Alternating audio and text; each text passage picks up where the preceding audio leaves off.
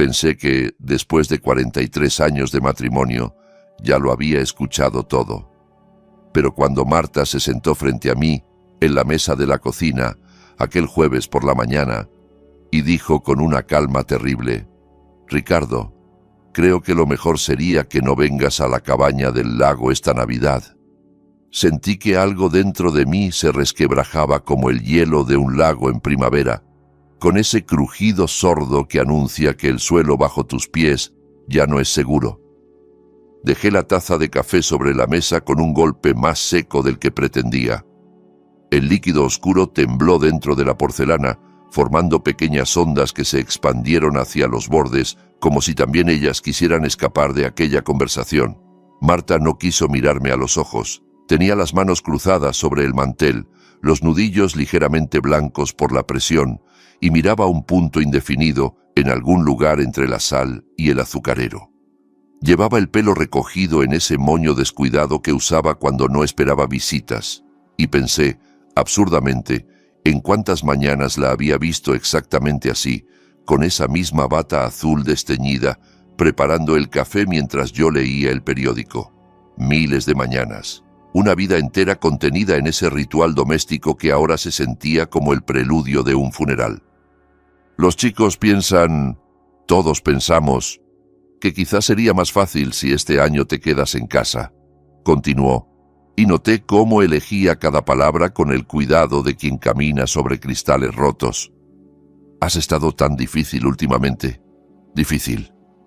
Esa palabra quedó flotando entre nosotros como humo de cigarro, espesa y acre, imposible de ignorar.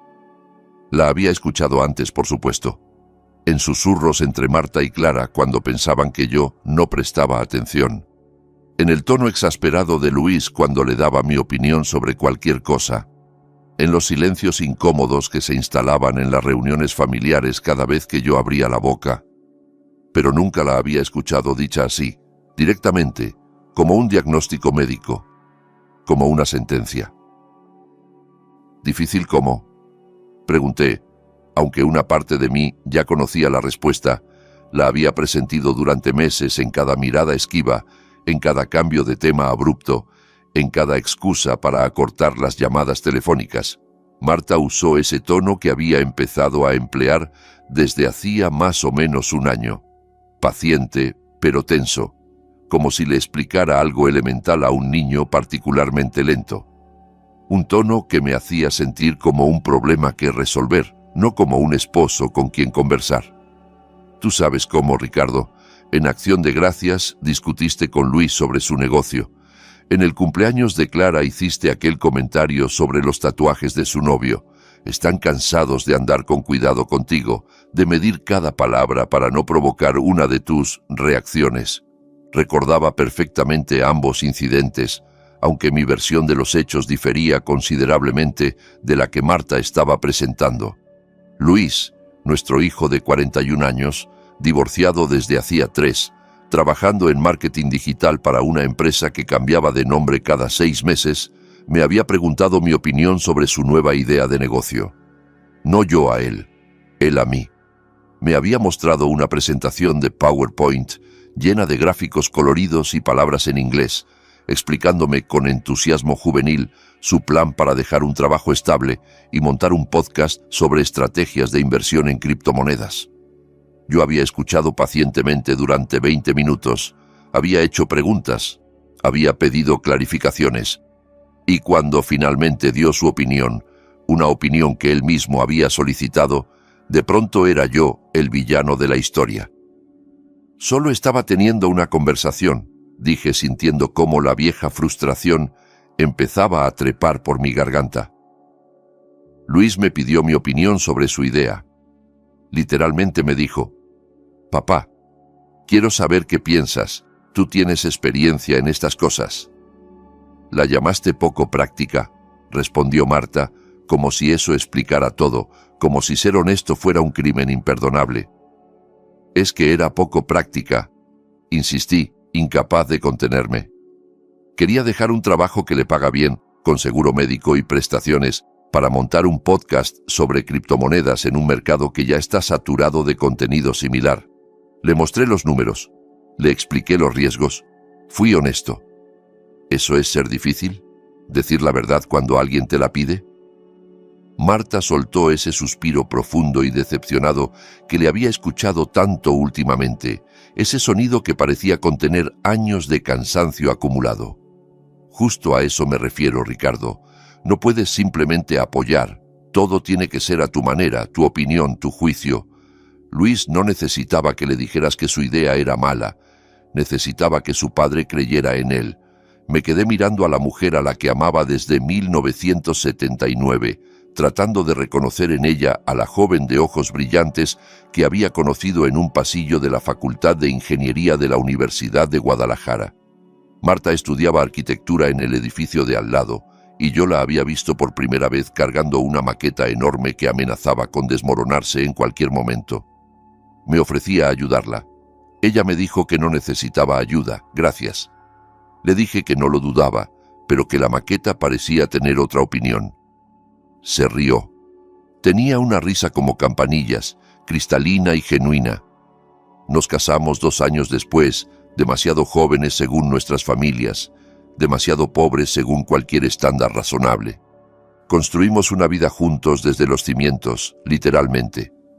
3 hijos, Luis, Clara y el pequeño Andrés, que murió de leucemia a los 7 años, una herida que ninguno de los dos había mencionado en voz alta en décadas, pero que seguía ahí, latente, como una grieta estructural en los cimientos de nuestro matrimonio.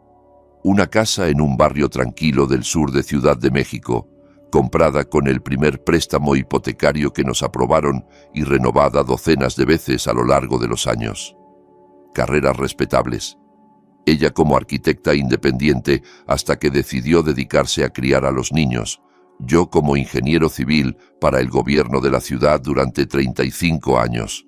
Puentes, túneles, infraestructura vial, ese tipo de cosas de las que nadie se acuerda hasta que algo sale mal. Era bueno en lo mío. Sentía orgullo por ello. Había contribuido a construir una ciudad mejor, aunque nadie fuera a agradecérmelo jamás. Así que ya está, dije finalmente, sintiendo cómo las palabras salían de mi boca cubiertas de una amargura que no podía controlar. 43 años de matrimonio, 3 hijos criados, una vida entera dedicada a esta familia y me desinvitan de la Navidad. Marta extendió la mano como si fuera a tomar la mía, un gesto que habría hecho automáticamente hace 10 años, hace 5 incluso. Pero se arrepintió a medio camino y su mano quedó suspendida sobre el mantel como un pájaro que ha olvidado cómo volar. No es para siempre, dijo con una suavidad que sonaba ensayada. Solo este año, para darle espacio a todos, para que las cosas se calmen. Podrías pasarla con tu hermano Antonio. Hace tiempo que no lo ves. Mi hermano Antonio vivía en Monterrey desde hacía 15 años, después de que una oferta de trabajo lo alejara de la capital. Hablábamos 2 veces al año, con suerte, en nuestros cumpleaños respectivos, cuando la obligación familiar se volvía imposible de ignorar. Nuestras conversaciones eran cordiales pero vacías, llenas de lugares comunes sobre el clima y la salud, desprovistas de cualquier intimidad real. La idea de pasar la Navidad con él, en su casa de fraccionamiento residencial rodeado de una esposa a la que apenas conocía y unos sobrinos que no me recordarían sin una presentación formal, era tan deprimente que casi me hace reír. «Claro», dije, porque no había nada más que decir. Esa noche me quedé despierto mientras Marta dormía a mi lado, su respiración profunda y regular como siempre, aparentemente imperturbable por la conversación que había destrozado algo fundamental entre nosotros.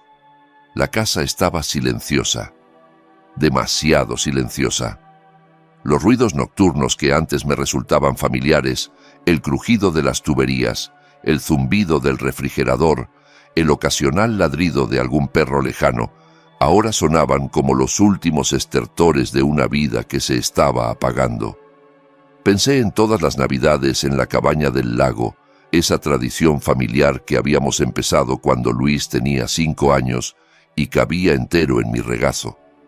La cabaña había sido una compra impulsiva, un capricho que Marta y yo nos habíamos permitido después de un año particularmente bueno, cuando un bono inesperado nos permitió soñar en grande por primera vez. Estaba en Valle de Bravo, a 2 horas de la ciudad, cerca de un lago artificial que en invierno se cubría de una neblina fantasmal que lo hacía parecer sacado de un cuento de hadas.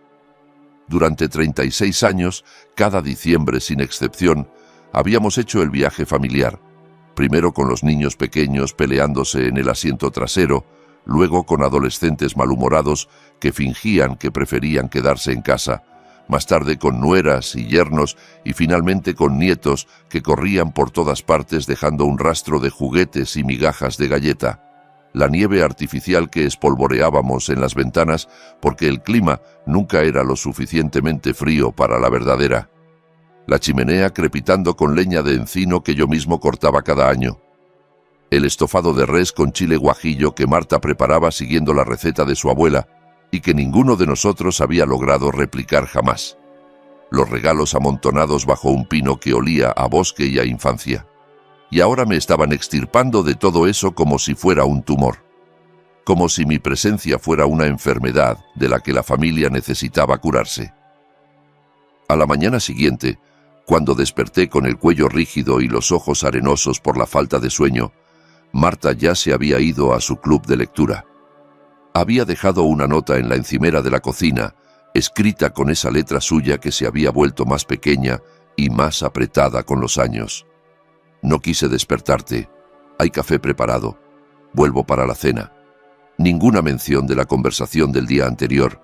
Ninguna pregunta sobre cómo me sentía. Solo instrucciones prácticas, como las que dejarías para un huésped o un empleado doméstico.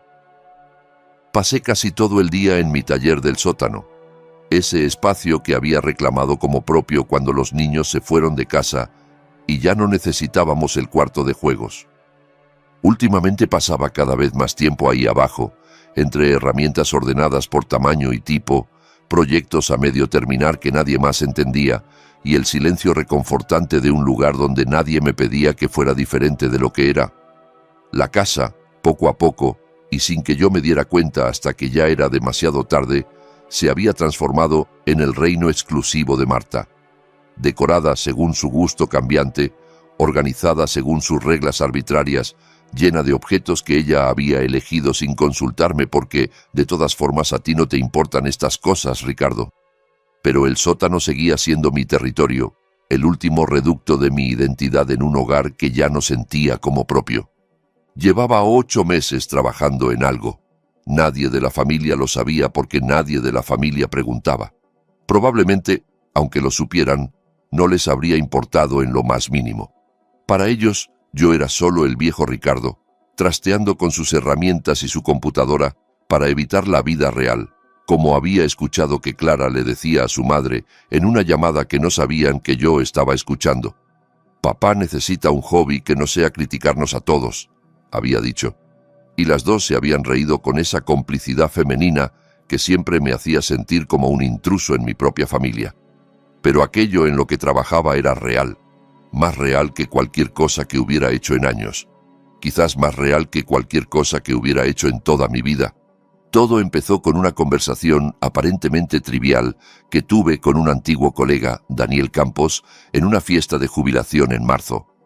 Daniel había sido uno de los ingenieros más brillantes del departamento, un hombre con una mente privilegiada para los números y una habilidad casi sobrenatural para ver patrones donde otros solo veían caos. Se había jubilado 5 años antes que yo y se había metido a consultor independiente, trabajando con startups tecnológicas en proyectos de infraestructura moderna.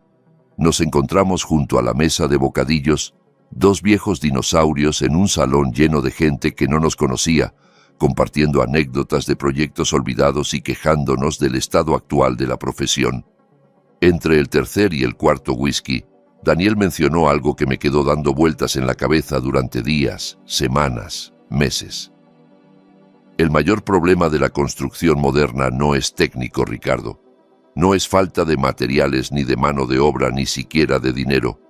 Es la coordinación. Tienes arquitectos trabajando en un software, ingenieros estructurales en otro, ingenieros eléctricos en un tercero. Los contratistas usan sus propios sistemas, los proveedores los suyos. cada uno midiendo en unidades diferentes, usando nomenclaturas que no coinciden, generando documentos que nadie más puede leer sin traducción. La mitad de los retrasos y sobrecostes en cualquier proyecto grande vienen de la mala comunicación entre equipos que técnicamente deberían estar trabajando juntos. Asentí con la cabeza, sintiendo cómo algo se encendía en algún rincón olvidado de mi cerebro. Lo sabía de sobra. Había lidiado con ese problema durante décadas. Había perdido incontables horas en reuniones interminables tratando de reconciliar planos que no coincidían, especificaciones que se contradecían, cronogramas que nadie había verificado contra la realidad. Alguien tiene que crear una plataforma universal, continuó Daniel, agitando su vaso vacío para enfatizar el punto. Algo que traduzca en tiempo real todos esos sistemas, que unifique la información, que permita que todos los involucrados en un proyecto vean lo mismo al mismo tiempo, con inteligencia artificial quizá para automatizar las conversiones y detectar inconsistencias antes de que se vuelvan problemas. Una herramienta así podría ahorrar miles de millones en la industria global. Cambiaría todo el panorama de la construcción. Lo dijo como quien comenta el clima o el resultado de un partido de fútbol, y luego pasó a quejarse de su juego de golf y de los dolores de espalda que no lo dejaban practicar el swing como antes. Pero yo no pude dejar de pensar en sus palabras, porque sabía algo que Daniel no sabía, algo que casi nadie en el mundo conocía, algo que había permanecido dormido en mi memoria durante casi 3 décadas, esperando el momento adecuado para despertar. En los 90, cuando trabajaba en la coordinación de una de las nuevas líneas del metro de la ciudad, me había enfrentado exactamente al problema que Daniel describía. Teníamos más de 200 contratistas involucrados en el proyecto, cada uno con sus propios métodos, sus propios formatos, su propia manera de hacer las cosas. El caos era absoluto, los retrasos se acumulaban, los costes se disparaban, los políticos presionaban, y yo, un ingeniero de 40 años con más terquedad que recursos, decidí que tenía que haber una manera mejor. Pasé 6 meses desarrollando un sistema de coordinación. No era nada sofisticado desde el punto de vista tecnológico, apenas un protocolo estandarizado de comunicación, una serie de formatos universales, un método para verificar que la información fluía correctamente entre todos los equipos. Era analógico, basado en papel y en reuniones presenciales, limitado por las herramientas disponibles en aquella época. Pero funcionaba. Funcionaba tan bien que lo adoptaron como estándar para el resto del proyecto y luego para otros proyectos de infraestructura pública durante años. Legalmente el sistema pertenecía al gobierno de la ciudad. Yo había firmado los papeles correspondientes sin pensarlo demasiado, como se firman esas cosas cuando uno es empleado y no tiene abogados que le expliquen las implicaciones. Con el tiempo, mi creación quedó sepultada bajo capas de burocracia y obsolescencia tecnológica, reemplazada por soluciones más modernas que, irónicamente, nunca funcionaron tan bien como mi viejo protocolo de papel y reuniones. Pero yo todavía tenía los principios fundamentales grabados en la memoria, la metodología, la lógica subyacente, el esqueleto del sistema esperando ser revestido con la carne de la tecnología moderna. Esa noche, después de la fiesta de jubilación, no pude dormir. Me levanté a las 3 de la mañana y bajé al sótano, donde encendí mi vieja computadora y empecé a escribir. No código todavía, solo ideas, diagramas, flujos de trabajo, conexiones entre conceptos que habían estado flotando en mi cabeza durante décadas sin encontrar un lugar donde aterrizar. Cuando Marta se despertó a las 7, yo seguía ahí abajo, rodeado de papeles garabateados y tazas de café frío, con los ojos ardiendo pero la mente más clara de lo que había estado en años. «¿Qué haces aquí tan temprano?», preguntó, asomando la cabeza por la puerta del sótano con expresión de preocupación y algo de fastidio. «Nada», mentí. «Solo estaba organizando algunas cosas». No le conté lo que realmente estaba haciendo porque sabía exactamente cómo reaccionaría. Otra de las fases de Ricardo, otro proyecto que empezaría con entusiasmo y abandonaría en unas semanas. Otra señal de que no sabía cómo manejar la jubilación, como le había comentado a su amiga Patricia en una cena a la que yo supuestamente no estaba prestando atención. Así que mantuve mi secreto y empecé a trabajar de verdad. No solo a pensar o planear o soñar, sino a construir. Aprendí Python por mi cuenta, empezando desde cero con tutoriales de YouTube y cursos gratuitos en línea. A los 66 años, descubrí que mi cerebro todavía era capaz de absorber información nueva, de hacer conexiones, de resolver problemas.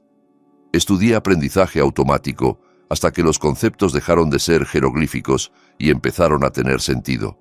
Leí todo lo que pude sobre tecnología aplicada a la construcción moderna: BIM, IoT, sensores inteligentes, análisis predictivo. Marta pensaba que solo perdía el tiempo frente al ordenador, viendo videos de conspiraciones como todos los viejos, según le había escuchado decir. Los chicos hacían bromas sobre el abuelo aprendiendo a programar cuando venían de visita, ese tono condescendiente que usan los jóvenes cuando hablan de tecnología con los mayores, como si hubiera una fecha de caducidad para la capacidad de aprender. ¿Ya descubriste cómo mandar un email, papá?, preguntaba Luis entre risas. No le enseñes a usar TikTok, que nos llena el teléfono de videos raros, bromeaba Clara. Se reían y yo sonreía, guardando mi secreto como un tesoro, alimentándolo con cada hora robada al sueño, con cada momento en que la familia me creía vegetando frente a la pantalla. Para Julio tenía un prototipo rudimentario, no era más que una prueba de concepto, un esqueleto de código que demostraba que la idea era viable. Para septiembre, el esqueleto tenía músculos y tendones, funciones que realmente hacían algo útil.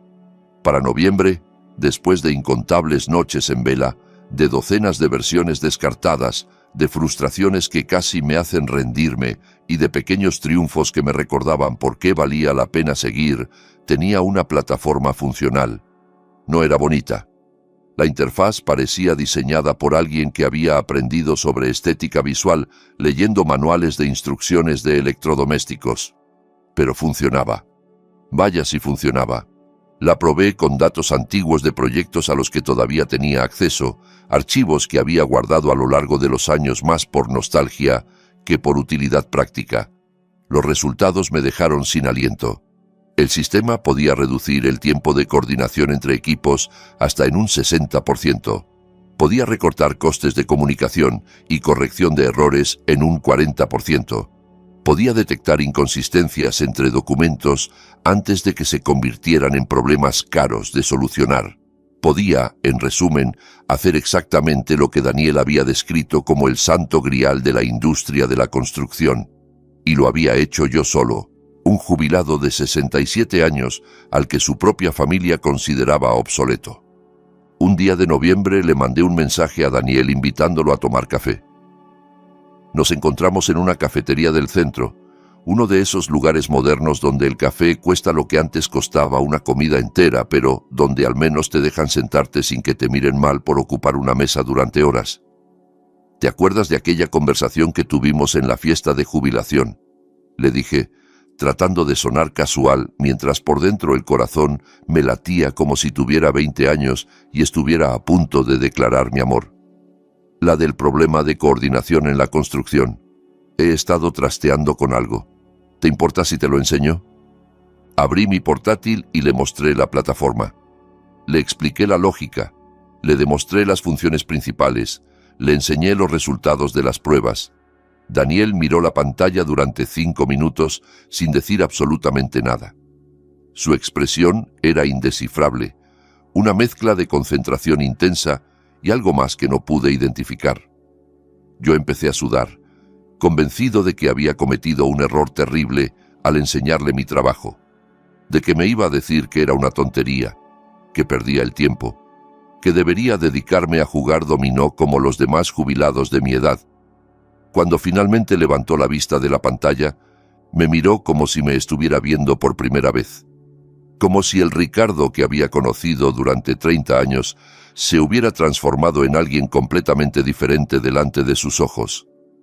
«Ricardo», dijo despacio, pronunciando cada sílaba con un cuidado que me puso los pelos de punta.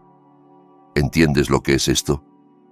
«Una plataforma de coordinación», respondí, encogiéndome de hombros, tratando de minimizar algo que había consumido cada momento libre de los últimos 8 meses de mi vida. Como lo que describiste aquella noche, solo que funcional. Daniel negó con la cabeza, y por un momento terrible pensé que iba a confirmar mis peores miedos. No, Ricardo, esto no es solo una plataforma de coordinación, esto es una idea de miles de millones de dólares. Esto puede cambiar la industria de la construcción a nivel global. ¿Cuánto llevas trabajando en esto? Unos 8 meses, dije. Más o menos. Se rió, pero no era una risa normal. Era el sonido de alguien que ha visto algo imposible y todavía está procesando su existencia. ¿Tú solo hiciste esto en 8 meses? ¿Sin equipo, sin financiamiento, sin infraestructura? No es tan complicado, respondí, aunque por dentro estaba empezando a entender que quizás sí lo era, que quizás lo que había creado era más significativo de lo que me había permitido creer. Los principios básicos son sólidos. Llevan décadas funcionando en mi cabeza. Solo necesitaba traducirlos a tecnología moderna. Daniel se recostó en su silla, mirándome con una expresión que no le había visto jamás. Respeto genuino, mezclado con algo parecido al asombro. Ricardo, conozco gente, inversionistas serios, fondos de capital de riesgo, ejecutivos de empresas tecnológicas que están desesperados por encontrar exactamente lo que tú has construido. ¿Puedo enseñarles esto? ¿Me das permiso para hacer algunas llamadas? Me encogí de hombros, sintiendo una extraña ligereza en el pecho, como si me hubieran quitado de encima un peso que no sabía que estaba cargando. ¿Qué tenía que perder? Mi familia ya me consideraba obsoleto. Mi opinión no valía nada para las personas que supuestamente me querían. Si el mundo exterior tampoco me tomaba en serio, al menos habría intentado algo. Al menos habría demostrado, aunque fuera solo para mí mismo, que todavía era capaz de crear. Claro, dije. ¿Por qué no? Eso fue hace 3 semanas, y desde entonces mi vida había cambiado de maneras que todavía estaba tratando de procesar. Daniel se movió con una rapidez que me dejó aturdido. En cuestión de días, me había conectado con una firma de inversión llamada Apex Capital, con sede en el Distrito Financiero de Ciudad de México.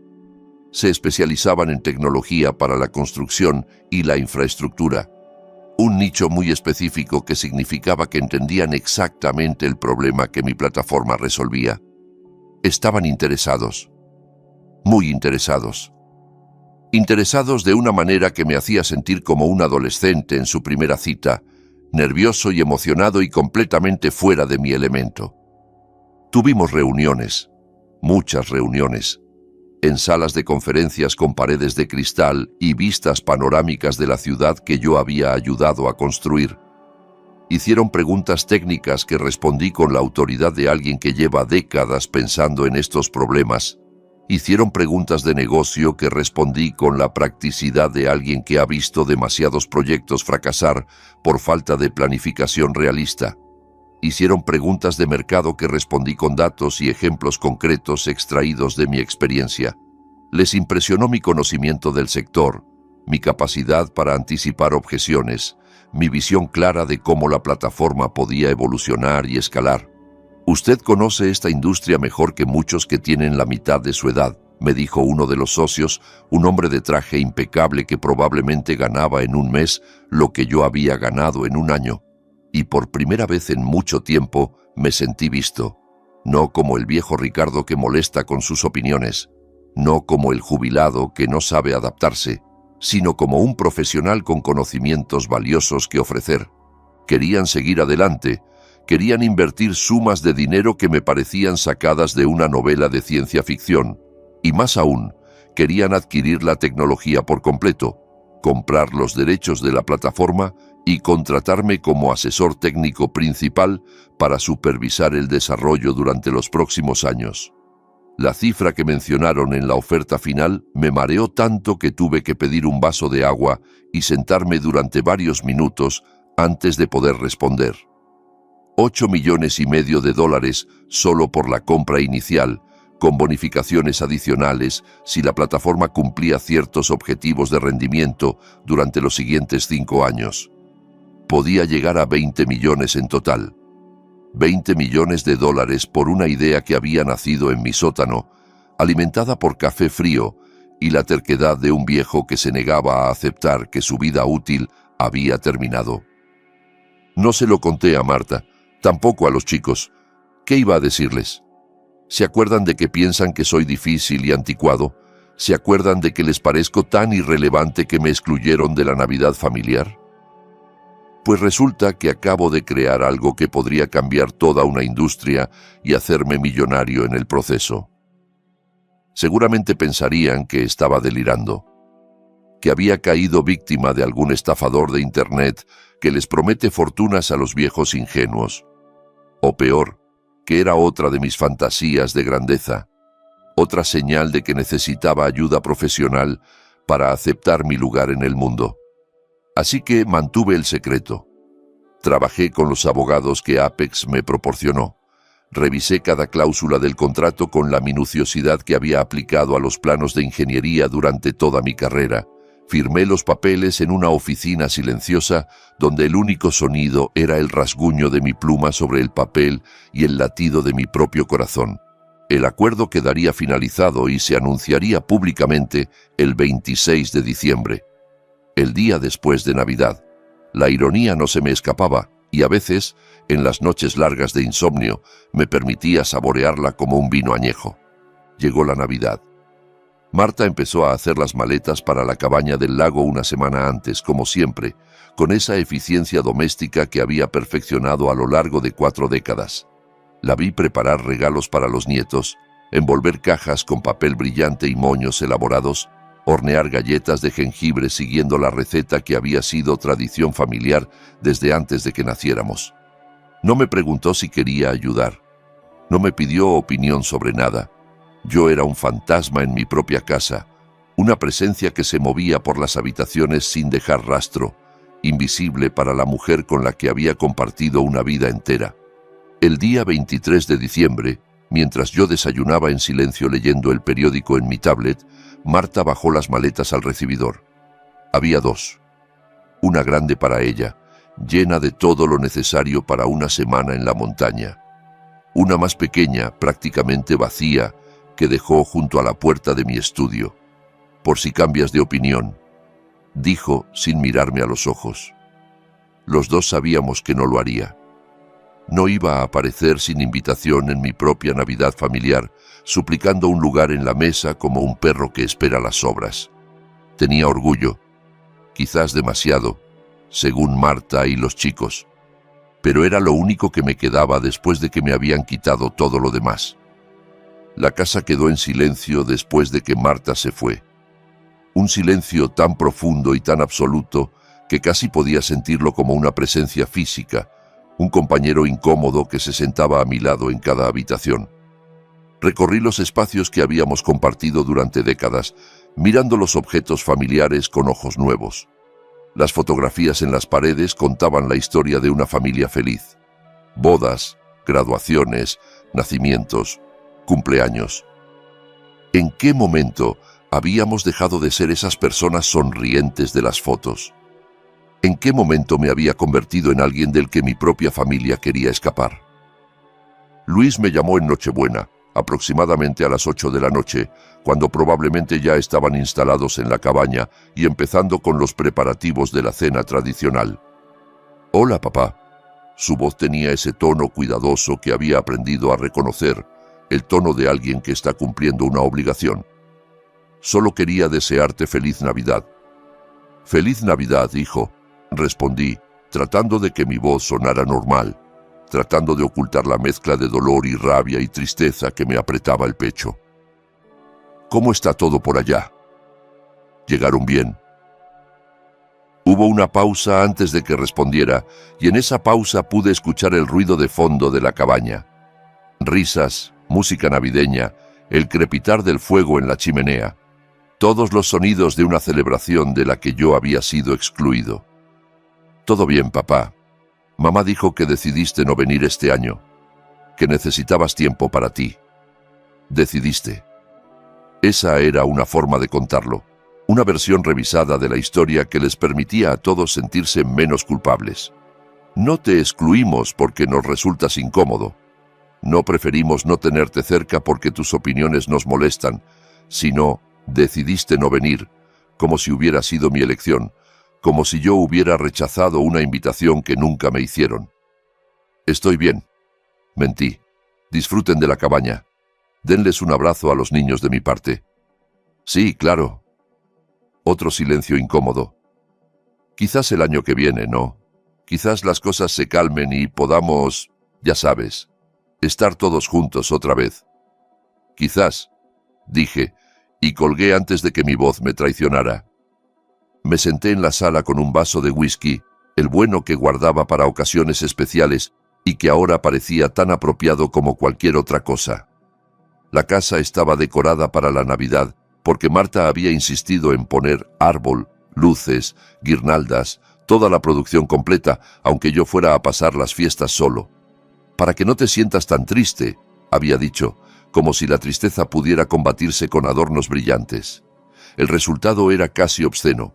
Una celebración vacía en una casa vacía, un escenario preparado para una fiesta a la que nadie había sido invitado. Parecía el set de una película, o quizás un museo. Navidad tradicional mexicana, año 2024. Observe cómo el hombre mayor contempla los símbolos de una felicidad que ya no le pertenece. Para mi sorpresa, descubrí que no estaba enfadado. No estaba furioso, ni amargado, ni consumido por el resentimiento, como había esperado. Sobre todo me sentía tranquilo, en paz incluso, con una claridad mental que no había experimentado en mucho tiempo. Por primera vez en meses, nadie estaba decepcionado conmigo. Nadie suspiraba cuando hablaba ni intercambiaba miradas significativas con otros cuando expresaba una opinión. No había tensión, no había conflicto, no había esa sensación constante de estar caminando sobre cáscaras de huevo esperando el próximo crujido. Solo éramos mis pensamientos, yo, el whisky y el zumbido constante del refrigerador en la cocina. Pasé el día de Navidad en el sótano, trabajando en los últimos detalles técnicos de la plataforma. El acuerdo con Apex se cerraría oficialmente al día siguiente y quería asegurarme de que todo estuviera perfecto, de que la documentación fuera impecable, de que no hubiera ningún cabo suelto que pudiera complicar las cosas en el último momento. A mediodía subí a la cocina y me preparé un sándwich de pavo con sobras del refrigerador, añadiendo salsa de arándano que Marta había dejado en un recipiente etiquetado. La tradición todavía importaba, aunque la familia pareciera haber decidido que yo no lo hacía. Comí solo, en la mesa del comedor donde habíamos compartido miles de comidas familiares, mirando la silla vacía que solía ocupar Marta y las otras sillas donde se sentaban Luis y Clara cuando venían de visita. Pensé en el pequeño Andrés, nuestro hijo que nunca llegó a crecer, que nunca tuvo la oportunidad de desarrollar opiniones con las que yo pudiera discrepar. 30 años desde su muerte y todavía podía verlo perfectamente. Su sonrisa traviesa, su risa contagiosa, la forma en que decía papi, con esa emoción pura que solo tienen los niños pequeños. Me pregunté qué habría pensado él de todo esto. Si también me habría considerado difícil. Si también habría preferido una Navidad sin su padre. A las 12:12 de la noche, justo cuando el día de Navidad daba paso al 26 de diciembre, mi teléfono vibró con una llamada entrante. El nombre en la pantalla decía Luis. Contesté con el corazón acelerado, pensando que quizás había pasado algo malo, que quizás alguien estaba enfermo o herido, que quizás necesitaban mi ayuda después de todo. Papá. La voz de Luis sonaba extraña, más aguda de lo normal, con un temblor que no le había escuchado desde que era adolescente. Papá, ¿estás ahí? Estoy aquí, hijo. ¿Qué pasa? ¿Están todos bien? Hubo un silencio largo cargado de algo que no podía identificar. Luego, con una voz que oscilaba entre la incredulidad y algo parecido al pánico. Papá, ¿qué demonios está pasando? No entiendo. ¿De qué hablas? ¿Qué hiciste, papá? Tu nombre está en todas partes. Acaba de saltar una notificación en mi teléfono, una alerta de noticias. Dice, Ricardo Alonso Herrera, ingeniero civil de Ciudad de México, Ha vendido una plataforma revolucionaria de tecnología para la construcción a Apex Capital por... Se detuvo, como si las siguientes palabras fueran demasiado grandes para salir de su boca. Papá, dice $8.500.000. Me dejé caer en la silla de mi estudio sintiendo cómo las piernas me fallaban. Sabía que venía el anuncio, por supuesto, lo habíamos acordado. Medianoche del 26 de diciembre, habían dicho los de Relaciones Públicas de Apex, pero no había caído en que lo tomarían tan literalmente, que el comunicado de prensa saldría exactamente en el momento en que el calendario cambiara de fecha, que mi familia se enteraría de esta manera, a través de una notificación en sus teléfonos, en lugar de escucharlo de mi propia boca. «Ah», fue todo lo que pude decir. «¿Ah?» La voz de Luis subió una octava. «¿Eso es todo lo que tienes que decir?» «¿Ah? Papá, ¿es real esto? ¿De verdad vendiste algo por $8 millones? «Es real», confirmé, sintiendo una extraña mezcla de satisfacción y agotamiento. «Es la compra inicial. Hay más si se cumplen los objetivos de rendimiento durante los próximos años. Podría llegar a 20 millones en total». El silencio al otro lado de la línea duró varios segundos, una eternidad en una conversación telefónica. Podía imaginar a Luis de pie en algún rincón de la cabaña, alejado de la familia, tratando de procesar información que no encajaba con ninguna de las categorías mentales que tenía para clasificar a su padre. El viejo Ricardo no creaba tecnología revolucionaria. El viejo Ricardo no cerraba acuerdos multimillonarios. El viejo Ricardo era un problema que tolerar, no un éxito que celebrar. «Necesito llamarte luego», dijo finalmente con una voz que ya no parecía la suya. Necesito pensar. Entender qué está pasando». Colgó sin despedirse, y antes de que pudiera procesar la conversación, el teléfono volvió a sonar. Clara, luego Marta, luego otra vez Luis. Mi teléfono se convirtió en una máquina de interrupciones constantes durante la siguiente hora, vibrando y sonando y llenándose de mensajes que no me sentía capaz de leer todavía. Dejé la mayoría de las llamadas irse al buzón de voz. No estaba listo para hablar. Todavía no. Necesitaba tiempo para saborear este momento, para entender qué significaba, para prepararme para lo que vendría después. Porque sabía, con la claridad de quien ha vivido 67 años y ha visto suficientes giros dramáticos en la vida, que las cosas estaban a punto de cambiar de maneras que apenas podía imaginar. A la mañana siguiente desperté con 47 mensajes de texto, 12 notas de voz y 6 correos electrónicos esperando mi atención. La mayoría eran de familiares cercanos y lejanos, algunos de los cuales no había escuchado en años, que de pronto querían reconectarse y ponerse al día. Había mensajes de antiguos colegas que habían visto la noticia y querían felicitarme, expresando admiración que habría significado mucho más si hubiera llegado antes de que se anunciara el dinero. Varios correos eran de periodistas de medios nacionales e internacionales pidiendo entrevistas exclusivas sobre el ingeniero jubilado que revolucionó la industria de la construcción. Y en medio de todo ese ruido, había un mensaje de Marta que simplemente decía: «Voy para allá, tenemos que hablar». Llegó esa tarde, sola, habiendo dejado a los chicos en la cabaña con instrucciones de que ella volvería pronto. Entró sin tocar, aunque técnicamente me había dejado solo en esa casa para que le diera espacio a la familia. La llave giró en la cerradura con el mismo sonido familiar de siempre. Sus pasos resonaron en el pasillo con el mismo ritmo de siempre, pero había algo fundamentalmente diferente en la forma en que me miró cuando me encontró esperándola en la sala. Me miró como si me estuviera viendo por primera vez en mucho, mucho tiempo. Ricardo se quedó de pie en el umbral, sin saber qué hacer con sus manos, sin saber cómo acercarse a alguien que de pronto se había convertido en un extraño. «¿Por qué no me lo dijiste? ¿Por qué no me contaste nada?» «¿Decirte qué exactamente?», pregunté, aunque sabía perfectamente a qué se refería. «No juegues conmigo, Ricardo», dijo, y su voz se quebró en la última palabra. Lo de la tecnología, el acuerdo con Apex, los meses de trabajo, todo. He estado leyendo sobre la plataforma toda la mañana. Los artículos dicen que es la innovación más importante en coordinación de construcción en décadas. ¿Y yo no sabía nada? ¿Tu propia esposa no tenía ni idea? La miré de verdad, tratando de ver más allá de la mujer que me había excluido de la Navidad, tratando de encontrar a la Marta de la que me había enamorado tantos años atrás. Llevaba puesto el suéter que le había regalado la Navidad anterior, un suéter de lana color burdeos que había elegido con cuidado porque ese tono le quedaba bien con sus ojos. Me había dado las gracias educadamente cuando lo abrió, pero nunca se lo había puesto. Lo había guardado en un cajón, olvidado junto con otras cosas que yo le había dado y que aparentemente no merecían espacio en su vida cotidiana.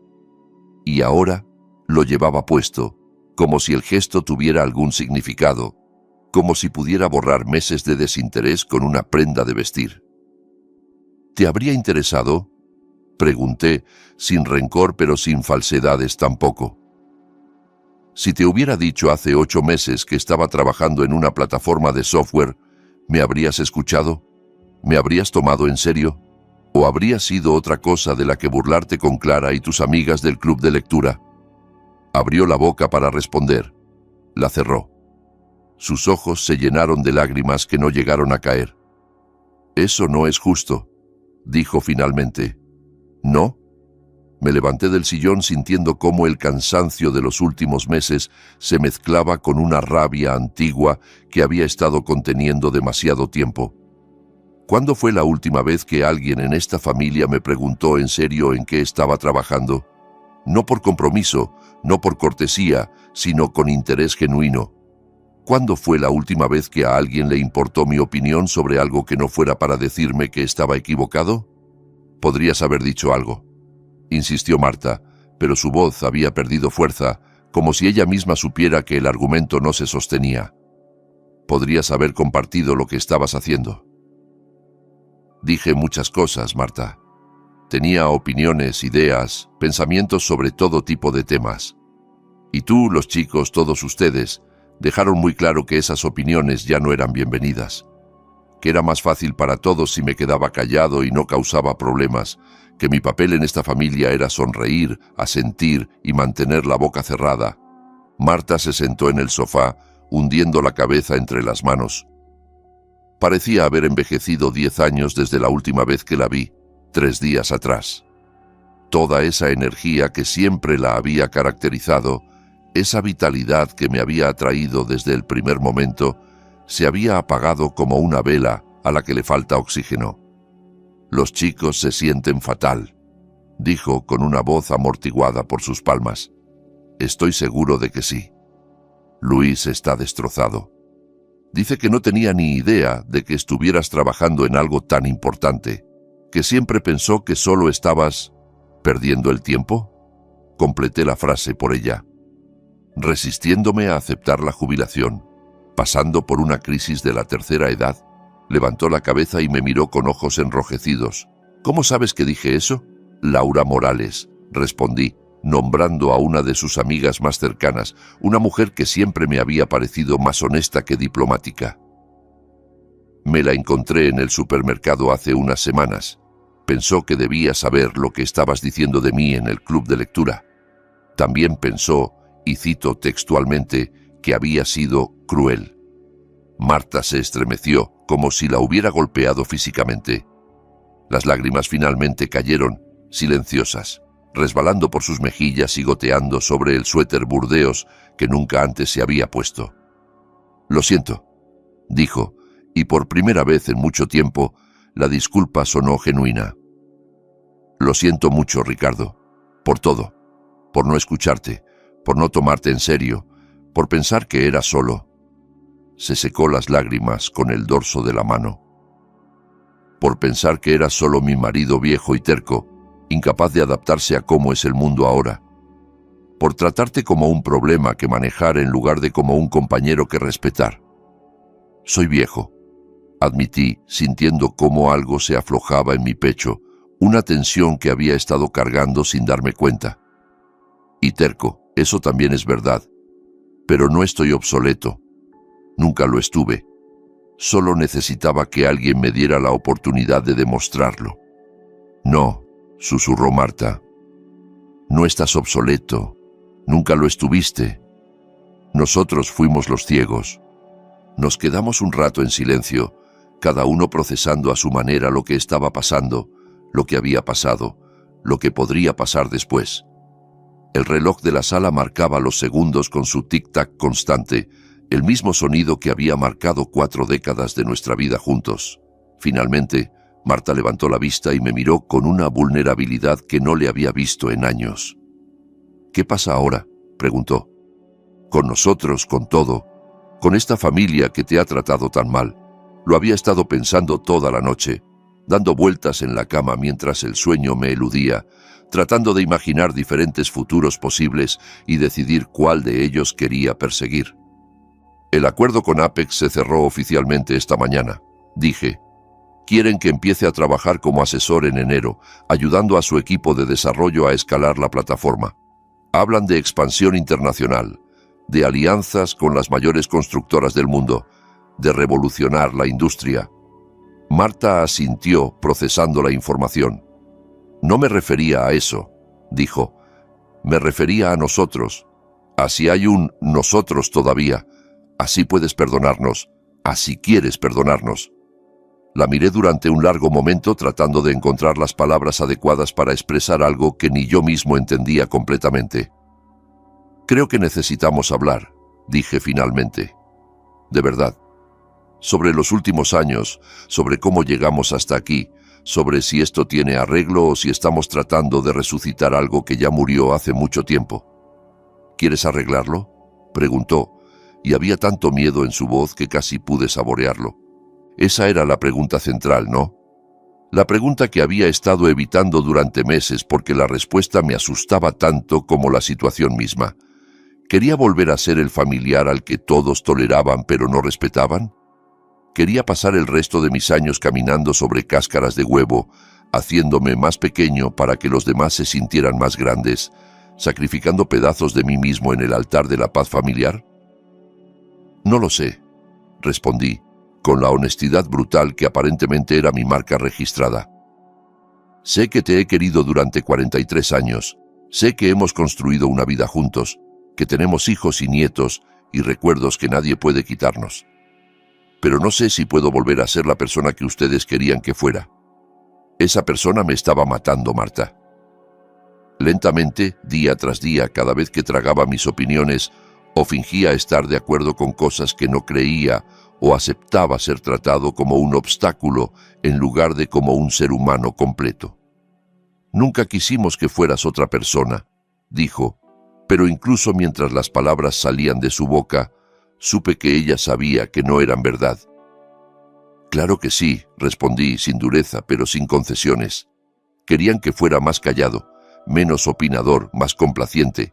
Querían que asintiera y sonriera y dejara de tener pensamientos que no encajaran perfectamente con los de todos los demás».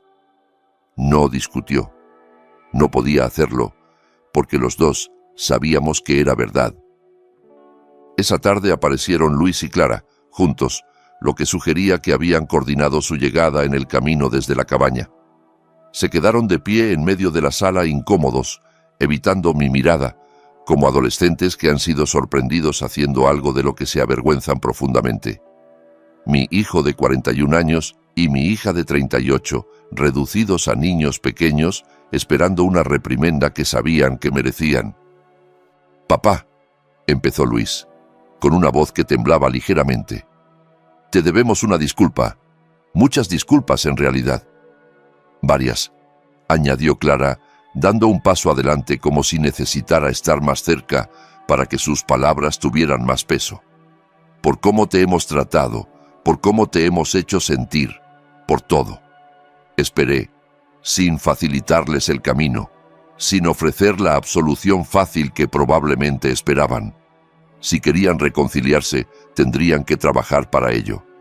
Tendrían que demostrar que entendían, realmente entendían, el daño que habían causado. «Te hemos tratado como si no importaras», continuó Luis, buscando las palabras con visible dificultad. Como si tu experiencia, tu conocimiento, tus ideas, todo lo que has aprendido en 67 años de vida estuvieran pasados de moda, como si fueras un mueble viejo que hay que tolerar porque tirarlo sería demasiado complicado. Y nos equivocamos. Nos equivocamos mucho, papá. Lo que hiciste, dijo Clara, lo de la plataforma, es increíble. He estado leyendo todo lo que pude encontrar en Internet.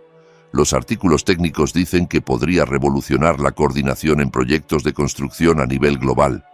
Un periodista la llamó la solución más innovadora que ha salido de América Latina en la última década.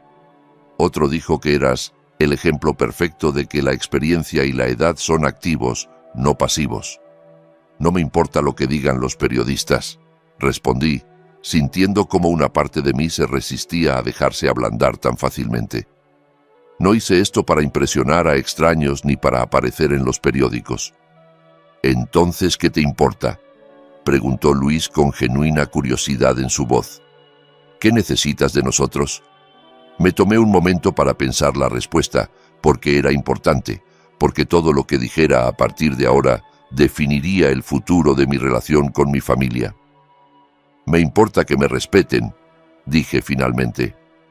«No porque ahora tenga dinero o porque salga en las noticias, sino porque soy su padre y he vivido 67 años en este planeta. Quizás, solo quizás, sé algunas cosas que valen la pena escuchar». Los dos asintieron con la cabeza, mirando al suelo como si estuvieran recibiendo una lección que llegaba demasiado tarde. «Me importa formar parte de una familia que me valore por quien soy», continué. «No por quien les gustaría que fuera. Me importa poder tener conversaciones donde mis opiniones no se descarten automáticamente solo porque soy mayor, o porque no entiendo las redes sociales, o porque recuerdo perfectamente lo que pasó la última vez que alguien intentó hacerse rico con un esquema basado en criptomonedas». «El podcast no era solo sobre criptomonedas», murmuró Luis, con un atisbo de su viejo humor defensivo. «Iba a ser sobre estrategias de inversión en general». Lo miré, levantando una ceja. «Era sobre criptomonedas», dije. Sonrió apenas, una sonrisa pequeña y avergonzada que me recordó al niño que solía ser. «Bueno, sí. Era casi todo sobre criptomonedas. Tenías razón, siempre tienes razón sobre esas cosas». Clara dio un paso adelante, acortando la distancia entre nosotros. «Papá, ¿podemos empezar de cero?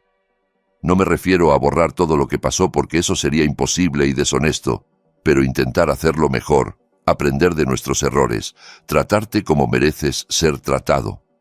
«Depende», dije, mirándolos a los dos. «¿Están aquí porque me respetan o porque de pronto valgo 8 millones de dólares?» La pregunta quedó flotando en el aire, incómoda pero necesaria. Luis fue el primero en responder, con una honestidad que me sorprendió. «Por las dos cosas», admitió. «Sería hipócrita si dijera que el dinero no fue lo que nos hizo despertar. Pero eso no significa que estemos equivocados al reconocer que hemos sido idiotas. Hemos sido idiotas, papá.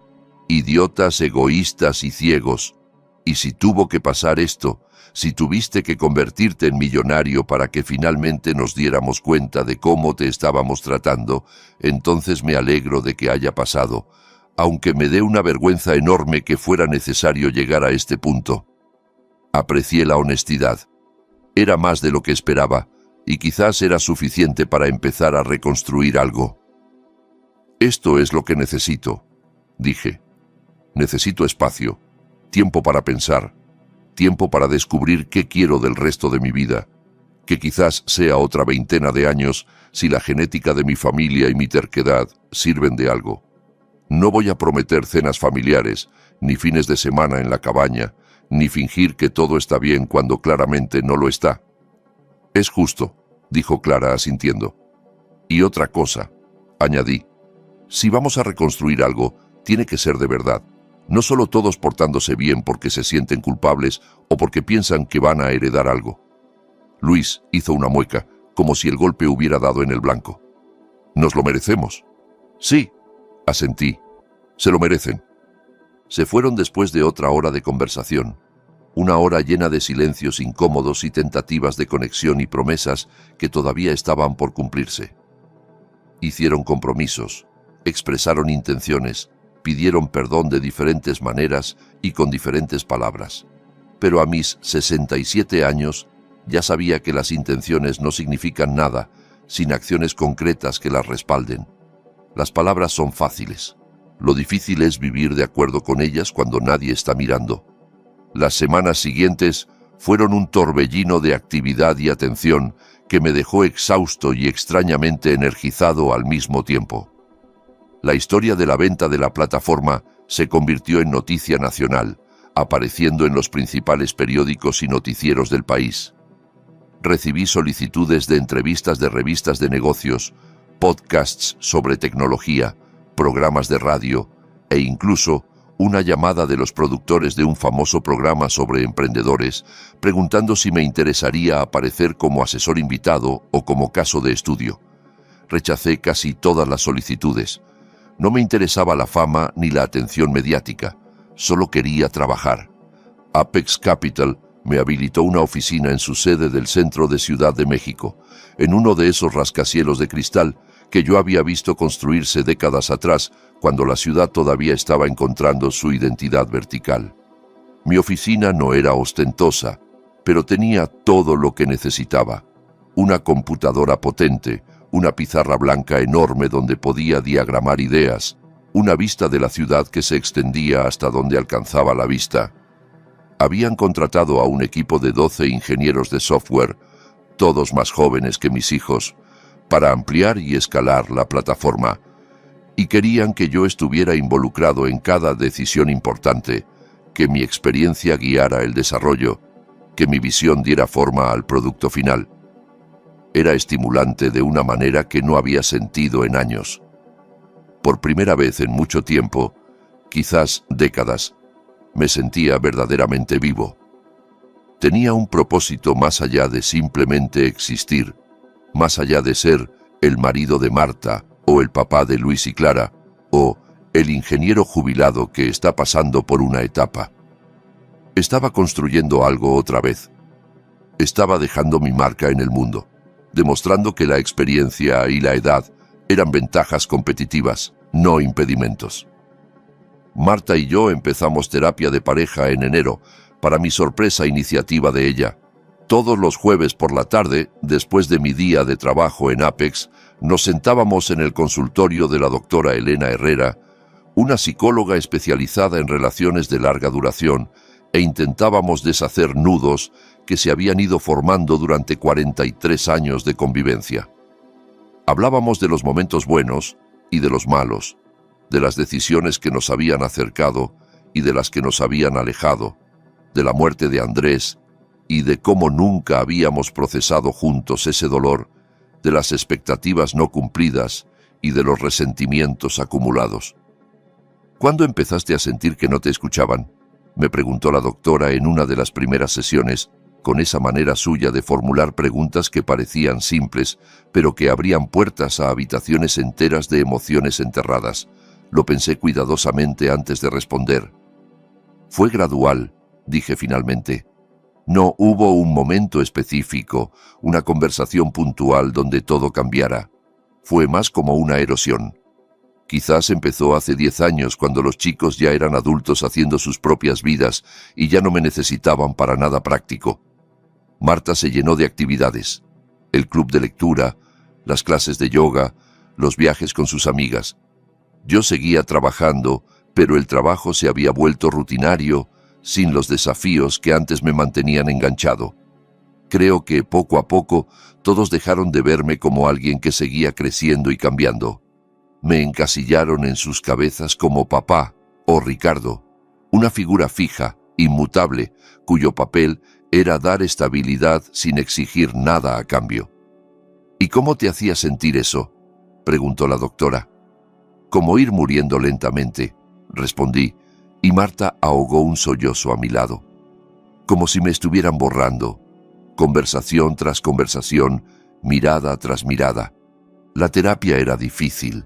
Había semanas en las que salíamos del consultorio sintiéndonos más cerca el uno del otro, y otras en las que el camino de regreso a casa transcurría en un silencio cargado de cosas que todavía no sabíamos cómo decir.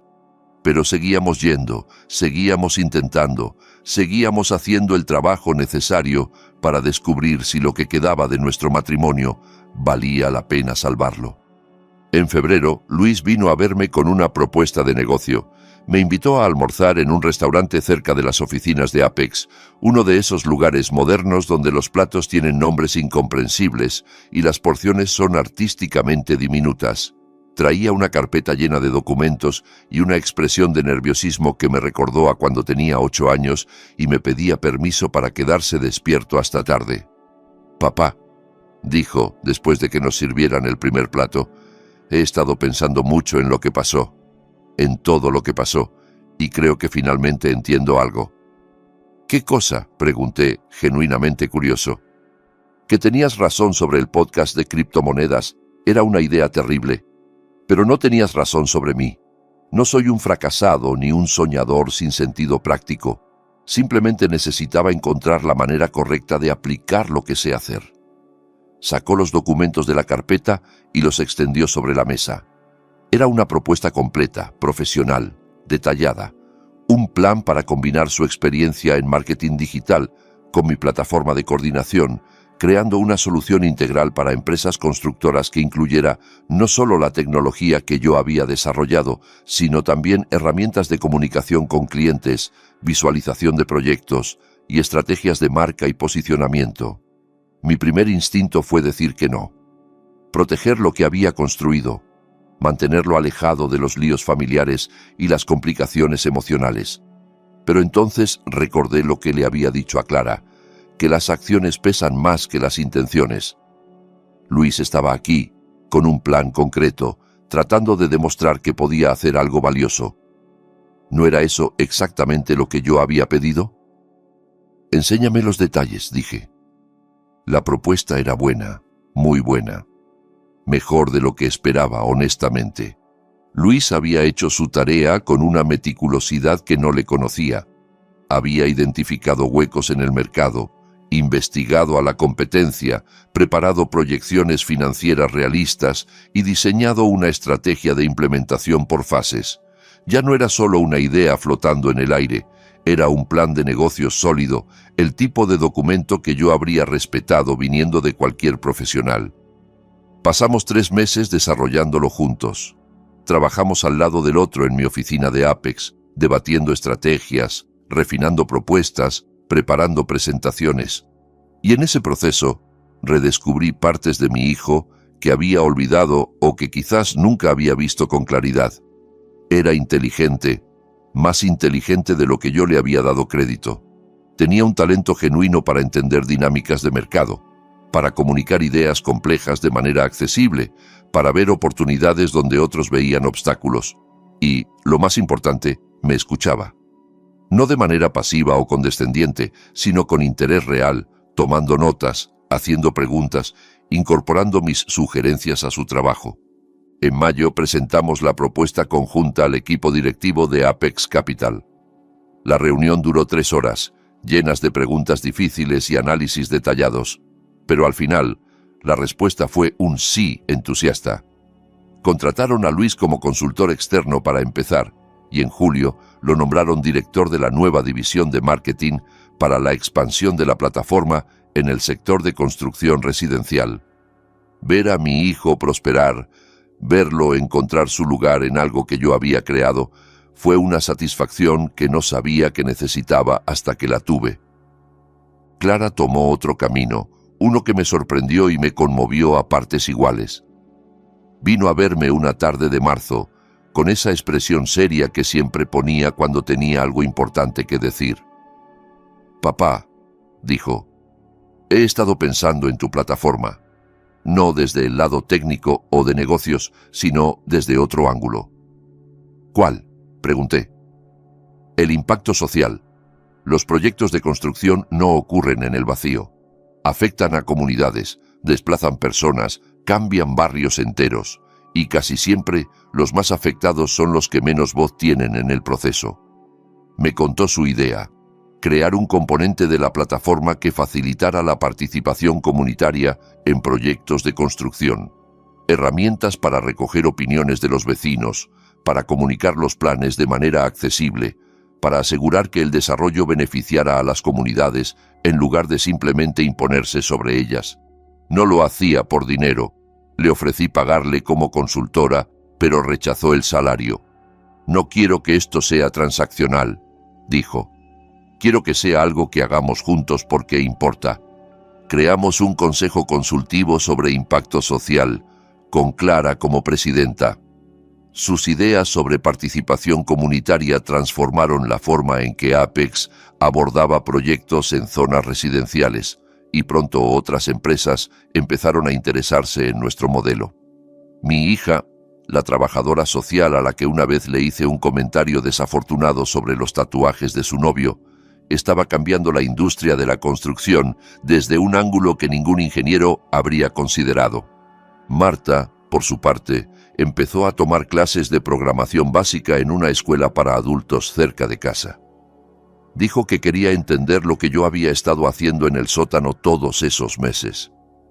Nunca se convertiría en programadora, y los dos lo sabíamos, pero aprendió lo suficiente como para tener conversaciones informadas sobre mi trabajo, para hacer preguntas que no eran solo por cortesía. Y más importante aún, empezó a preguntar de nuevo. Preguntas reales, con interés genuino, del tipo que se hacen cuando asumes que la persona frente a ti quizás sabe algo que tú no sabes. Volvimos a hablar como no habíamos hablado en años, sobre su trabajo de arquitecta, abandonado décadas atrás para criar a los niños, sobre mis proyectos de ingeniería, los éxitos y los fracasos, sobre los sueños que habíamos tenido de jóvenes y los que todavía nos quedaban por cumplir. No era perfecto. Seguíamos teniendo desacuerdos, momentos de tensión, días en los que los viejos patrones amenazaban con volver.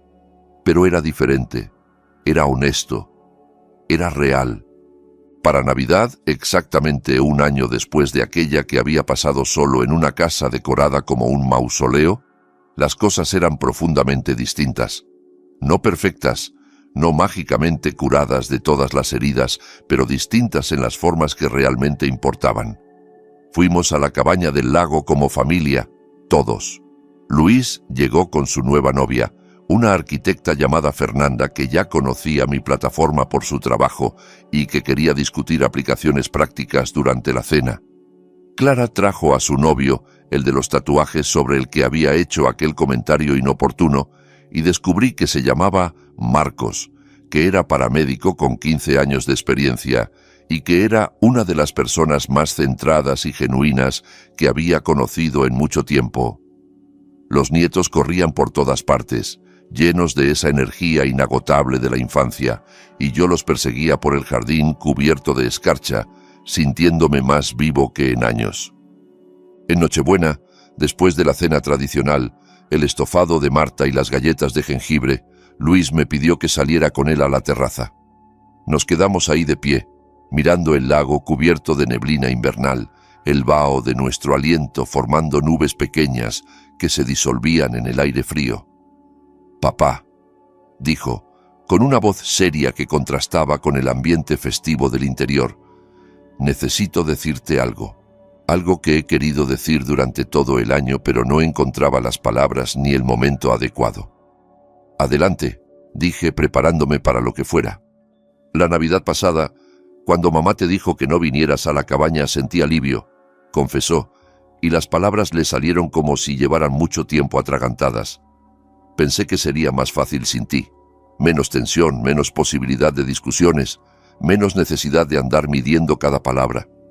Me sentí culpable por sentirme aliviado, pero eso no cambió el alivio». Se detuvo, respirando profundo antes de continuar. «Fue la peor Navidad de mi vida. No solo porque tú no estuvieras, aunque eso también. Fue porque nosotros hicimos que no estuvieras. Tomamos esa decisión. Te excluimos deliberadamente de algo que debería haber sido tuyo tanto como de cualquiera de nosotros. Y todo el tiempo, mientras fingíamos pasarla bien, no dejaba de pensar en ti solo en casa, mirando ese árbol de Navidad que mamá había decorado para nadie. Luis», Empecé a decir, pero me interrumpió con un gesto. Déjame terminar, papá. Necesito que escuches todo esto. Sus ojos estaban brillantes, húmedos con lágrimas que se negaba a dejar caer. Pensé en todas las Navidades de antes, en todas las veces que dabas un consejo o compartías una opinión y yo ponía los ojos en blanco, o cambiaba de tema, o buscaba una excusa para alejarme. En todas las veces que te traté como si fueras una obligación que había que aguantar, un obstáculo que sortear, en vez de alguien que nos quería y solo intentaba ayudarnos a su manera. Le temblaba la voz.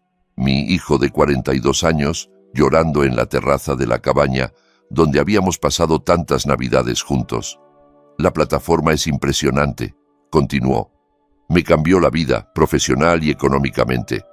Me dio una oportunidad que probablemente no merecía. Pero no es por eso que estoy aquí pidiendo perdón. Te pido perdón porque, aunque nunca hubieras creado esa plataforma, aunque solo te hubieras quedado en casa jubilado, trabajando en pequeños proyectos y viviendo tu vida tranquila, aún así habrías merecido algo mucho mejor de lo que te dimos. Aún así, habrías merecido respeto y atención y que te escucharan. Lo abracé. No recuerdo la última vez que había abrazado a mi hijo de esa manera, con fuerza, sin prisas, sintiendo cómo su cuerpo temblaba contra el mío mientras las lágrimas que había contenido finalmente caían. Lloró contra mi hombro como no lo hacía desde que era un niño pequeño asustado por una pesadilla. Te perdono, le dije, sintiendo como algo que había estado roto empezaba finalmente a soldarse. Pero más aún, estoy orgulloso de ti. Orgulloso de que hayas sido capaz de ver tus errores, de reconocerlos, de querer cambiar. Eso requiere más valor del que la mayoría de la gente tiene. ¿Eres feliz, papá?, preguntó después de un rato, separándose para mirarme a los ojos. Ahora, con todo lo que ha pasado, ¿eres feliz? Lo pensé. La plataforma, el dinero, el reconocimiento profesional, la familia recomponiéndose poco a poco, todo eso era bueno, era importante, era más de lo que había imaginado cuando empecé a trabajar en el sótano un año atrás. Pero la respuesta real era más sencilla, más fundamental. Ya no soy invisible, le dije. Eso es lo que me hace feliz.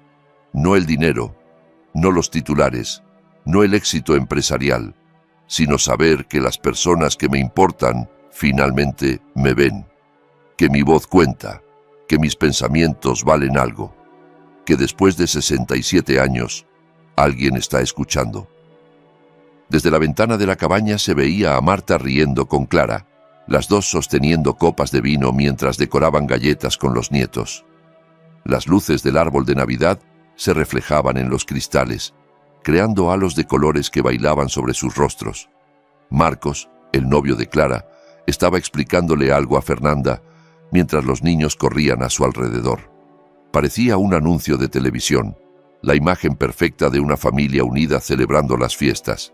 Pero no era perfecta, era real, desordenada, complicada, todavía sanando heridas que tardarían años en cerrarse completamente, pero real. Y eso había aprendido después de 12 meses que se sentían como una vida entera, valía más que cualquier cantidad de dólares que Apex Capital pudiera ofrecer. Más tarde, cuando todos se habían ido a dormir y la cabaña estaba en silencio, salvo por el crepitar del fuego en la chimenea, me quedé solo en la sala con mi portátil. Estaba trabajando en un proyecto nuevo, apenas unas ideas preliminares, bocetos de código y diagramas de flujo, una extensión de la plataforma que podría revolucionar el mantenimiento de infraestructura existente, prediciendo fallos estructurales antes de que se convirtieran en crisis, anticipando necesidades de reparación, optimizando el ciclo de vida de puentes y túneles y edificios. No se lo había contado a nadie todavía. Quizás lo haría cuando el concepto estuviera más maduro. Quizás esperaría hasta tener otro prototipo funcional. Pero esta vez no era porque me sintiera invisible o porque temiera el rechazo. Era porque había aprendido algo valioso sobre mí mismo en el último año. Algo que ningún acuerdo millonario podía comprar. No necesitaba validación externa para saber que mi trabajo importaba. No necesitaba el permiso de nadie para seguir creciendo, aprendiendo, construyendo. El respeto de mi familia era importante, sí, pero no era la fuente de mi valor.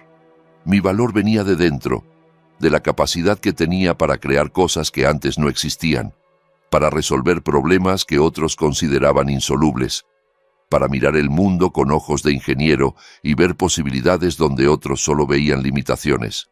A los 67 años, después de una vida entera de trabajo y una familia que casi me descarta, apenas estaba empezando. Mi teléfono vibró con un mensaje. Daniel Campos. Vi los números del último trimestre. Tu plataforma está superando todas las proyecciones. Los inversionistas están eufóricos.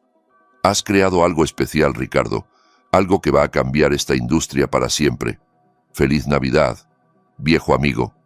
Sonreí y dejé el teléfono a un lado sin responder. Ya habría tiempo para mensajes y felicitaciones y discusiones de negocios. Esta noche era para otras cosas. El fuego crepitaba con ese sonido reconfortante que había sido banda sonora de tantas Navidades. La nieve, que finalmente había decidido caer este año después de un diciembre inusualmente templado, flotaba suavemente al otro lado de la ventana, cubriendo el jardín y el camino de entrada con una capa blanca que brillaba bajo la luz de la luna. En algún lugar del piso de arriba, mi familia dormía, cómoda y segura en una cabaña que había estado a punto de perderme para siempre, en una tradición que casi habían destruido por no saber ver lo que tenían delante. Pero yo seguía aquí, trabajando, pensando, construyendo, demostrando con cada línea de código y cada idea nueva que obsoleto no es una palabra que se pueda aplicar a alguien que se niega a dejar de crecer. Y eso, pensé mientras cerraba el portátil y me levantaba para subir a acostarme junto a Marta, era la verdadera victoria. No los 8 millones de dólares, no el reconocimiento profesional, no los artículos en los periódicos ni las ofertas de entrevistas, ni siquiera la reconciliación familiar, por importante que fuera.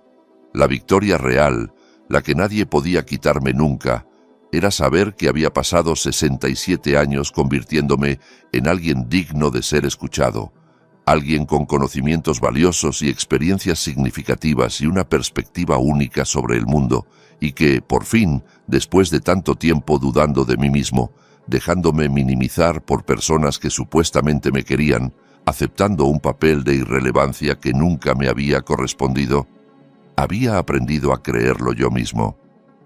Subí las escaleras en silencio, pisando con cuidado los escalones que conocía de memoria, evitando los que crujían. Marta estaba dormida cuando entré en la habitación, su respiración suave y regular, su rostro relajado de una manera que no le había visto en mucho tiempo. Me acosté a su lado, sintiendo el calor de su cuerpo junto al mío, y cerré los ojos. El próximo año traería nuevos desafíos. La plataforma seguiría expandiéndose, exigiendo más de mi tiempo y mi energía. La familia seguiría sanando, con avances y retrocesos inevitables. Habría momentos difíciles, seguramente, conflictos que resolver, heridas que todavía dolían al tocarlas. Pero también habría momentos como este, la paz de una casa llena de personas que finalmente habían aprendido a verme, el silencio de una noche de invierno, la promesa de un futuro que todavía estaba por escribirse, y yo estaría ahí para vivirlo todo. No como un fantasma, no como un obstáculo, no como un problema que tolerar, sino como Ricardo Alonso Herrera, 67 años, ingeniero, inventor, padre, abuelo, esposo y un hombre que se había negado a desaparecer. Eso, al final, era todo lo que importaba.